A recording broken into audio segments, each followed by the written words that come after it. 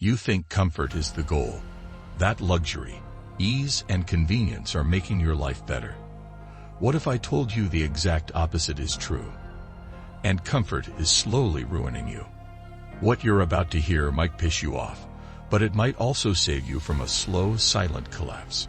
Because today, we're diving into one of the biggest lies modern life has sold us, that the more comfortable we are, the happier we'll be. In this video, I'll show you how comfort is crippling your body, dulling your mind, and messing with your ability to feel joy. We'll break down powerful ideas from ancient philosophers and modern science. We'll look at how your brain is wired to betray you when you chase too much pleasure. And most importantly, we'll talk about what you can actually do to flip the script. Because if you don't fix this, you might never know what real happiness feels like. Let's start with this.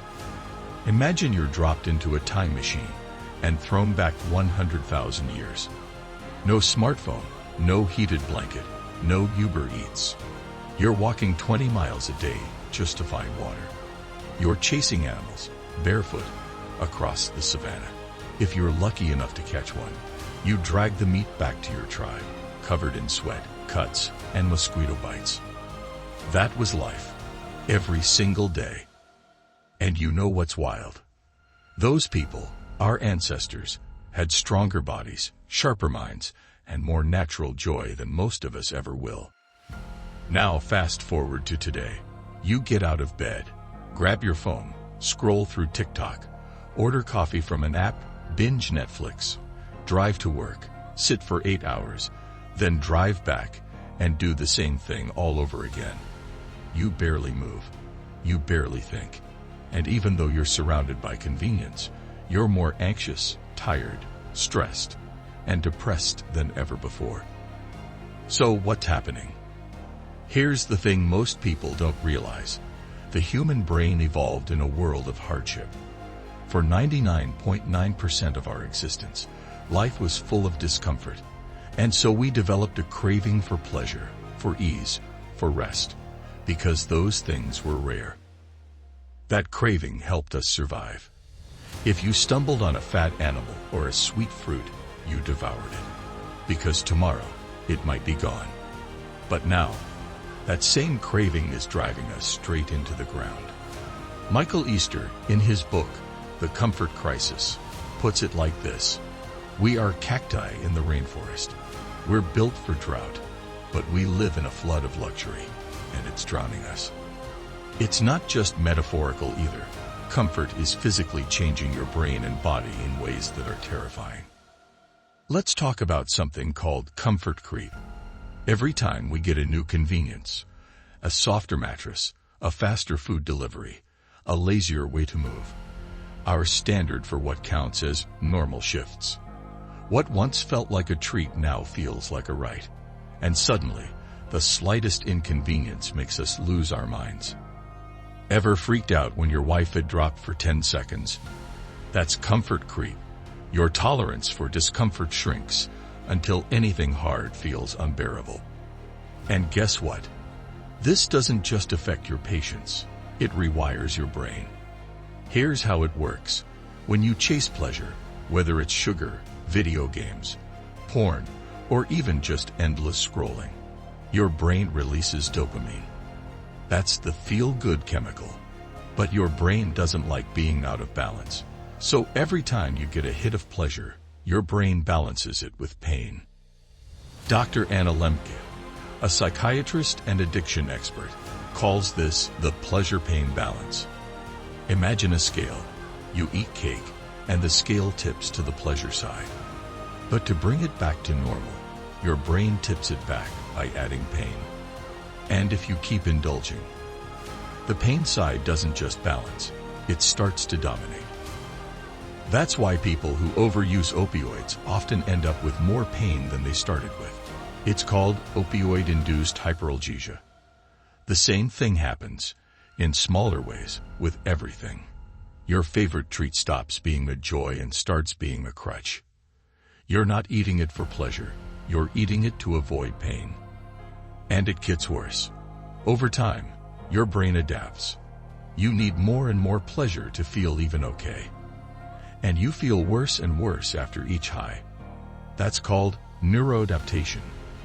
Your system is burnt out, numb, and stuck in a vicious cycle. So what do? We do what the ancient philosophers and the new scientists are all saying. We start seeking pain. Sounds crazy, right? But hear me out. Our ancestors didn't work out. Life was a workout. They didn't chase pain because they were masochists. They chased survival. But in doing that, they accidentally built bodies and minds that thrived under pressure. We can do the same, on purpose. Want a natural dopamine reset? Fast for a day. Take a cold shower. Wake up early and go for a run in the rain. Delete your apps for a week. Do the thing that sucks now. And I promise you, in a few days, something magic will happen. You'll start to feel pleasure again. Not from the cheap stuff, from life. From laughing with a friend. From biting into an apple. From a walk outside with no headphones. From just being alive. Because when you stop numbing yourself with comfort, your senses come back online. You remember what joy really is. That's why Anne Lemke says that just 4 weeks of abstinence from your drug of choice, whether that's sugar, screens, alcohol, or shopping, can completely reset your brain's reward system. That's it. 4 weeks. But we don't just need abstinence. We need friction. We need to fight against ease. And this is where self-binding comes in. It's an idea as old as Homer's Odyssey. Remember the scene where Odysseus ties himself to the mast so he won't be lured to his death by the sirens? That's self-binding. He knew he couldn't resist the temptation, so he made it impossible to give in. You can do the same. Delete your food delivery apps. Lock your phone in another room. Only allow yourself to watch Netflix on Fridays. Make temptation hard. And then, this is important. Fill that gap with real challenge. Start lifting weights. Take ice baths. Go for long hikes. Take on a project that scares you. Sit with your boredom. It'll hurt, yes, but that hurt is the doorway to real joy. Think about cold water exposure.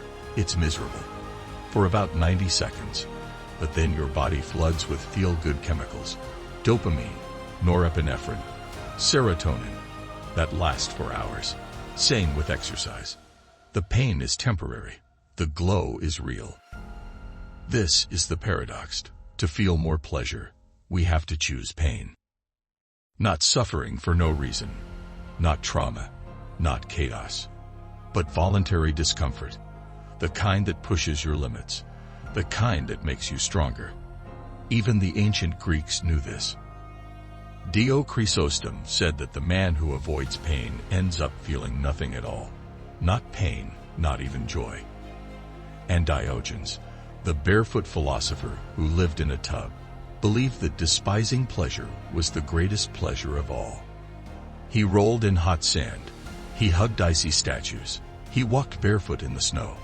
Not because he was crazy, but because he was training himself to be free, to never be a slave to comfort, to build a life where nothing could break him. Modern science is finally catching up. Want to stop craving junk food? Exercise more.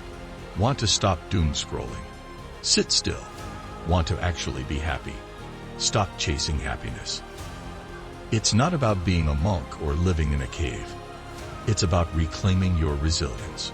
About becoming the kind of person who can do hard things, not because they're easy, but because they're worth it. We're living in a time where everything's at our fingertips, yet meaning, joy, and vitality feel further away than ever. And the only way back is through a little bit of pain. So the next time you feel bored, restless, hungry, or lonely, don't reach for the easy fix. Reach for something harder, something real. Because the path to joy doesn't go around discomfort. It goes straight through it. Want more insights that'll help you take back control? Watch the next video popping up now.